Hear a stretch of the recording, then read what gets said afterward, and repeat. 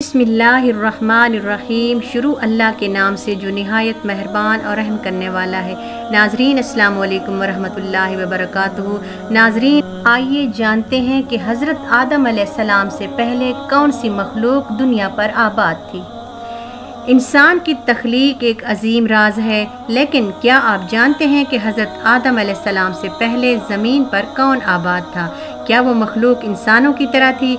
क्या वो नाफरमान थी? और क्या उसी की वजह से शैतान ने इंसान से दुश्मनी की? आज की इस वीडियो में हम जानेंगे कि अल्लाह ताला ने हज़रत आदम अलैहिस्सलाम से पहले कौन सी मखलूक पैदा की और उनकी कहानी क्या है। वीडियो को आखिर तक ज़रूर देखिएगा, क्योंकि आपको एक नई दुनिया की हकीकत से रूशनास कराया जाएगा। वीडियो में आगे बढ़ने से पहले हमारे चैनल इल्म बयां को सब्सक्राइब कर लें। वीडियो को लाइक और शेयर ज़रूर करें। अल्लाह ताला खालिक के कायनात है। उसने इस कायनात को अदम से वजूद में लाया। कुरान मजीद में अल्लाह ताला फरमाता है, अल्लाह हर चीज़ का खालिक है। अल्लाह ने सबसे पहले कलम को पैदा किया, जैसा कि हदीस में है। रसूलुल्लाह सल्लल्लाहु अलैहि वसल्लम ने फरमाया, अल्लाह ने सबसे पहले कलम को पैदा किया और उसे हुक्म दिया कि लिखो, तो उसने क़यामत तक होने वाली हर चीज़ को लिख दिया। इसके बाद अर्श, लौह महफूज, फरिश्ते, आसमान, ज़मीन और जिन्नात को पैदा किया। फरिश्ते अल्लाह ताला की वह नूरानी मखलूक हैं जो न खाते हैं, न पीते हैं, न सोते हैं और ना ही अल्लाह की नाफरमानी करते हैं। इनकी तख्लीक नूर यानी रोशनी से हुई, जैसा कि हदीस में है कि फरिश्ते नूर से पैदा किए गए। फरिश्ते अल्लाह ताला की इबादत और हुक्म की तामील में हर वक्त मसरूफ़ रहते हैं। जब अल्लाह ताला ने ज़मीन को पैदा फरमाया, फरिश्ते उस पर नाजिल हुए और अल्लाह से सवाल किया, क्या यहाँ कोई ऐसी मखलूक बसाई जाएगी जो फसाद करेगी? ये सवाल बाद में हज़रत आदम अलैहिस्सलाम के वक्त भी आया था। अल्लाह ताला ने हज़रत आदम अलैहिस्सलाम से पहले जिन्नात को पैदा फरमाया। कुरान मजीद में फरमाया गया, और अल्लाह ने जिन्नात को आग के शोले से पैदा किया। जिन्नात को ज़मीन पर इंसानों से बहुत पहले बसाया गया था। बाज़ मुफस्सिरीन के मुताबिक हज़रत आदम अलैहिस्सलाम से तकरीबन 2000 साल पहले जिन्नात को ज़मीन पर बसाया गया।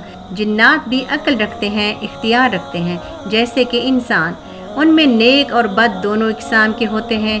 उनकी उम्रें बहुत तवील होती हैं, बाज़ हज़ारों साल ज़िंदा रहते हैं। उनके लिए भी रसूल भेजे गए, जैसे हज़रत नूह अलैहिस्सलाम और बाद के अम्बिया। जब जिन्नात को ज़मीन पर बसाया गया तो वो शुरू में बहुत नेक थे, अल्लाह की इबादत करते थे, मगर रफ्ता रफ्ता उनमें गरूर, तकब्बुर, खूनरेज़ी और फसाद आम हो गया।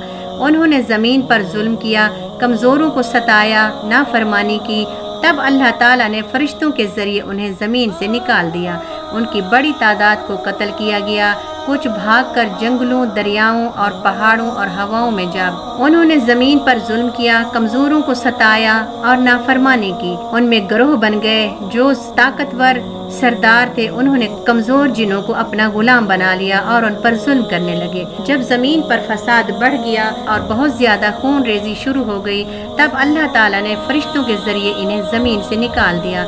उनकी बड़ी तादाद को कत्ल किया गया। कुछ भागकर जंगलों, दरियाओं, पहाड़ों और हवाओं में जा छुपे, कुछ खंडरों में और कुछ वीरान जगहों में जा छुपे। इब्लीस यानी शैतान जिन्नात की नस्ल से था, मगर वो बहुत इबादत गुजार था।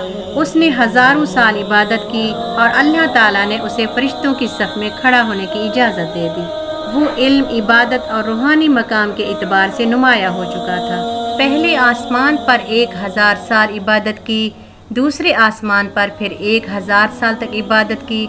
फिर वो तीसरे आसमान पर पहुंचा तो उसने तीसरे आसमान पर भी 1000 साल इबादत की। फिर उसने ख्वाहिश की चौथे आसमान पर जाने की, तो अल्लाह ने उसकी ख्वाहिश को पूरा किया। फिर शैतान ने वहाँ पर भी इतनी इबादत की, 1000 साल तक वो सजदे में रहा। फिर पाँचवें पर भी 1000 साल तक, फिर छठे और इसी तरह सातवें आसमान पर 1000 साल तक उसने इबादत की। फिर शैतान ने ख्वाहिश की कि अल्लाह के अर्श के करीब होने की। फिर अल्लाह ताला ने उसकी ये ख्वाहिश भी पूरी कर दी। फिर शैतान अर्श के करीब एक तवील अरसे तक सजदा रेज़ रहा। उसकी इबादत इतनी ज़्यादा थी, फरिश्ते उसे मलकूत का मुअल्लिम यानी फरिश्तों का उस्ताद कहते थे। रिवायात में आता है कि एक दिन इब्लीस ने लौहे महफूज पर लिखा हुआ देखा, एक बंदा खुदा की इबादत करेगा हजारों साल लेकिन आखिरकार काफरों में शामिल होगा। तो इब्लीस ने तकब्बुर से कहा, ये कोई और होगा, मैं नहीं। इसी गरूर ने उसके दिल में तकब्बुर का बीज बो दिया। फिर अल्लाह ताला ने चारों फरिश्तों को बारी बारी हुक्म दिया कि वो ज़मीन से मिट्टी लाएं। पहले हज़रत जिब्राइल अलैहिस्सलाम गए, रो रो के अर्जी की कि आप मिट्टी ना उठाएं, तो वो वापस आ गए। दूसरा फरिश्ता हज़रत मिकाईल भी इसी तरह लौट आए। तीसरा फरिश्ता हज़रत इसराइल, वो भी इसी तरह मिट्टी की अर्जी सुन के वापस आ गए। तो फिर अल्लाह ताला ने हज़रत इज़राइल अलैहिस्सलाम को भेजा। तो हज़रत इज़राइल अलैहिस्सलाम के सामने भी ज़मीन गिड़गिड़ाने लगी और रोने लगी, क्या तू मिट्टी उठाएगा जिससे अल्लाह ताला ऐसी मखलूक को पैदा करेगा जो शर फसाद और खून बहाएगी। तो हज़रत इज़राइल अलैहिस्सलाम ने कहा, मुझे अपने अल्लाह का हुक्म है। तो उसने हर तरह की मिट्टी उठा ली। फिर अल्लाह ताला ने ज़मीन की मिट्टी से हज़रत आदम अलैहिस्सलाम को बनाया।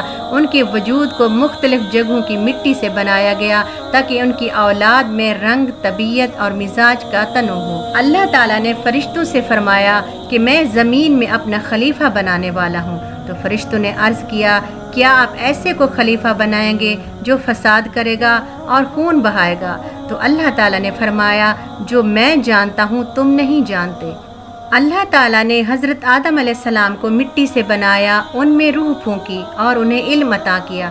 फिर उनके सामने तमाम अशिया के नाम रखे और फरिश्तों से कहा कि अगर तुम जानते हो तो इनके नाम बताओ। फरिश्ते आजिज़ हो गए और यूँ हज़रत आदम अलैहिस्सलाम की फजीलत सब पर ज़ाहिर हो गई। अल्लाह ताला ने तमाम फरिश्तों को हुक्म दिया, आदम को सजदा करो। सब ने फ़ौरन सजदा किया, लेकिन इब्लीस ने इनकार कर दिया। ये वही इब्लीस था जिसने ज़मीन के चप्पे चप्पे पर सजदा किया, 7 आसमानों पर इबादत की और हज़ारों साल तक अल्लाह की बंदगी में रहा। लेकिन असल इम्तिहान यहाँ आया।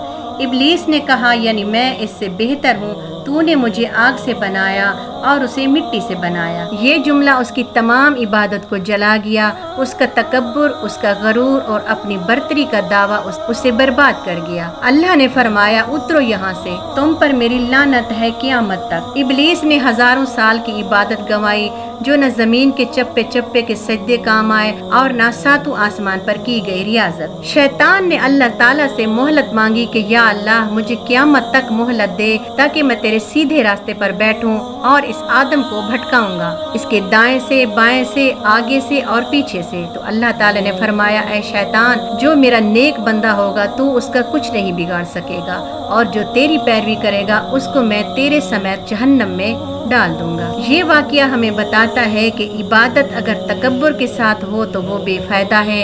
अल्लाह के हुक्म के आगे अपनी अकल या अपनी बड़ाई दिखाना कुफ्र है। हज़रत आदम अलैहिस्सलाम की फजीलत इल्म और आजिज़ी से है और इब्लीस की बर्बादी तकब्बुर से। नाजरीन, अगर ये वीडियो आपको अच्छी लगे तो वीडियो को लाइक और शेयर ज़रूर करें और हमारे चैनल इल्म बयां को सब्सक्राइब ज़रूर करें।